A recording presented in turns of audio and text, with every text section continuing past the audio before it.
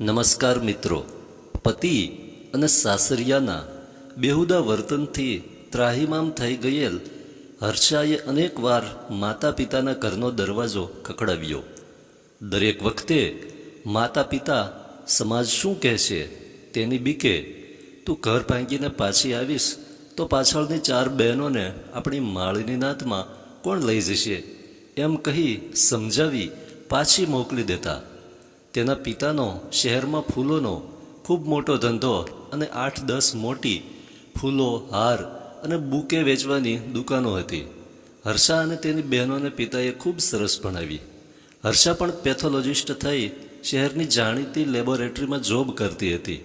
લગ્ન બાદ સંકુચિત માનસવાળા સાસરિયાએ તેની જોબ છોડાવી દીધી. શ્રીમંત પણ અભણ પતિ ખૂબ હોશિયાર અને ચાલાક પત્નીને દબાવીને રાખવા માનસિક ને શારીરિક જુલમ કરતો. હર્ષાથી મોટી બહેન ગરબાના ક્લાસ ચલાવે. ગરબાના ગ્રુપને લઈને તે અમેરિકા પ્રોગ્રામ કરવા આવવાની હતી. આ સાંભળીને હર્ષાના મગજમાં એક વિચારનો ચમકારો થયો.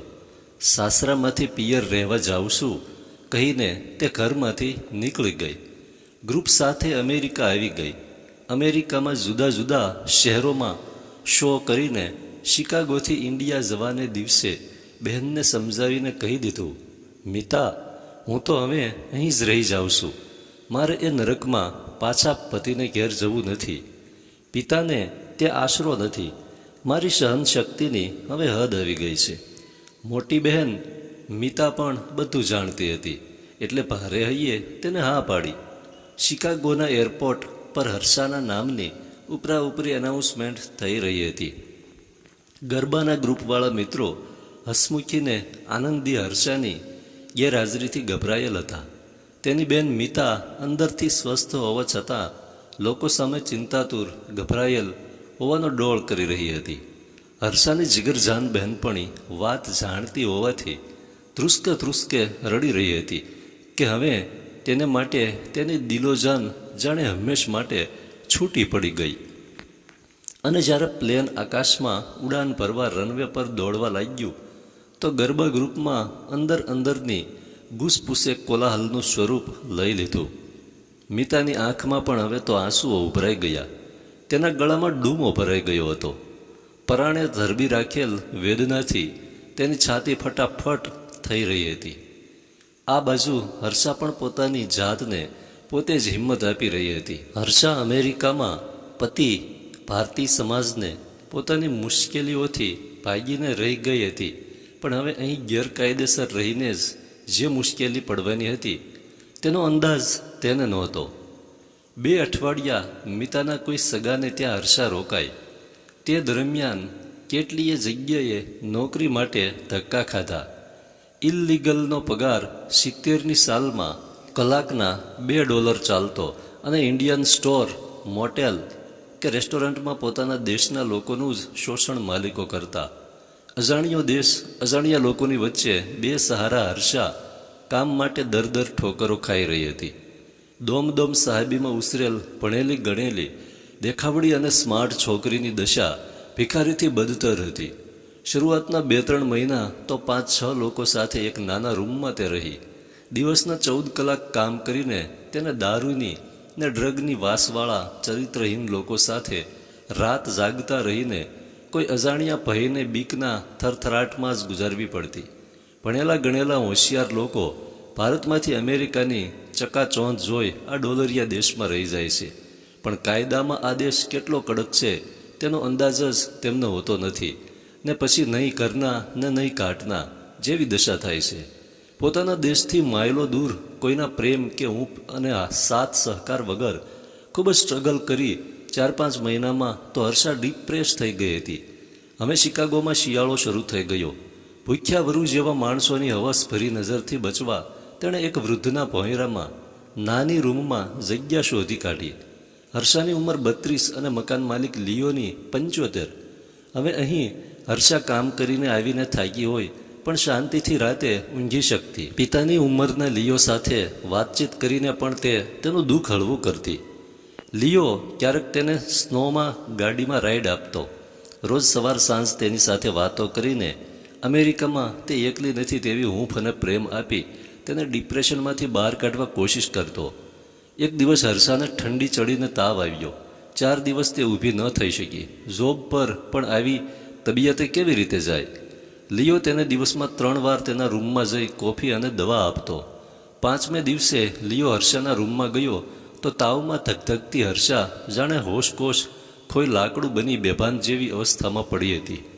લિયો તેને ઇમરજન્સીમાં લઈ ગયો. તે સાજી ન થઈ ત્યાં સુધી તેની પાસે જ બેસી રહ્યો. તેની દીકરીની જેમ કાળજી લીધી. 2 દિવસ પછીની સારવાર બાદ જ્યારે હર્ષાએ આંખો ખોલી ત્યારે તેની આભારવશ લાગણીથી લદબદ આંસુ ભરેલ આંખ જોઈ લિયોના આંસુ ગળામાં ફસાયા ને મોઢામાં શબ્દો અટવાયા. ક્યાંય સુધી તે હર્ષાના માથા પર હાથ ફેરવતો રહ્યો અને તેના અખંડ પ્રેમના પ્રવાહને રણની તરસી ધરતીની જેમ તે પીતી રહી. તેની અપલક નેત્રોમાંથી આંસુની ધારા પણ વહેતી રહેતી. લિયો તેને ઘેર લઈ જઈને સીધો પોતાના રૂમમાં જ લઈ ગયો અને હવે તેના ઉપર તેની સાથે જ હંમેશ માટે રહેવાનું ફરમાન કરી દીધું. સાજી થઈ હર્ષા જોબ પર ગઈ તો આટલા દિવસ નહીં જવાથી તેની જગ્યાએ બીજા કોઈને લઈ લીધી હતી. પરાણે મળેલ જોબ જતી રહેવાથી તે દુઃખી ને નિરાશ થઈ પાછી ફરી. નવી જોબ શોધવાના પ્રયત્નો તેણે શરૂ કરી દીધા, પરંતુ લિયોના પ્રેમ, હૂંફ અને સહકારથી તેનામાં નવી તાજગી આવી ગઈ હતી. પહેલાંની હસતી રમતી હર્ષા હવે પહેલાં જેવી જ વસંતની લહેર બની ફરકી રહી હતી. તેણે લિયોના ઘરને ચોખ્ખું ચણાક કરી પોતાની રીતે રાજ રચેલું ગોઠવી દીધું. રસોઈમાં માહિર હર્ષા રોજ અવનવી વાનગી કરી લિયોને ગરમ ગરમ જમાડતી. આમ દિવસો વીતતા જતા તેમ તેમ લિયોને હર્ષાની કાબિલિયત ને પ્રેમાળ સાફ દિલનો પરિચય થતો જતો હતો. તેને જાણે ગયા જન્મની તેની દીકરી પાછી મળી હોય તેમ લાગતું.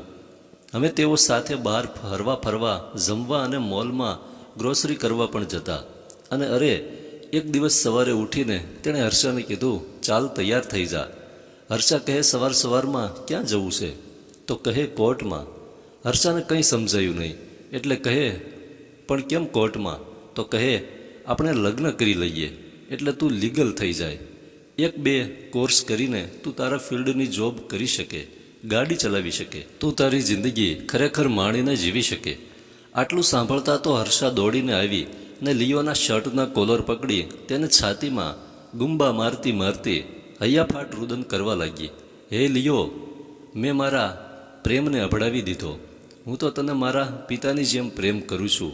લિયોએ તેને છાતી સરસી ચાંપી દીધી અને વાલથી તેના માથાને ચૂમી લીધું અને કહ્યું, મારી વાલસોઈ દીકરી, હું પણ તને દીકરીની જેમ જ પ્રેમ કરું છું. તને અમેરિકામાં લીગલ કરવા અને કાલે હું મરી જાઉં તો મારું આવતું મોટું પેન્શન ને બધી મિલકત અને પૈસા તને કાયદેસર મળે તે માટે આ સિવાય કોઈ રસ્તો નથી. મારી પાસે જિંદગીના થોડા દિવસ છે જેમાં મારે તને ખુશ ખુશ જોવી છે. કોઈ અનોખા આનંદને અનુભવતી હર્ષા અનિમેષ નજરે લિયોને જોતી રહી. ભારતમાં તો બધા વાતો કરે છે કે પેલી માળીની દીકરી હર્ષા કોઈ તેનાથી 40 વર્ષ મોટા અમેરિકનને પરણીને જલસા કરે છે. પણ 2 વિશુદ્ધ પ્રેમી બાપ દીકરીને સમાજની કોઈ પરવા નથી. તેમનું જીવન ફક્ત ને ફક્ત એકબીજા માટે જ છે. સમાજની સ્વીકૃતિની તેમને કોઈ જરૂર નથી. ધન્યવાદ.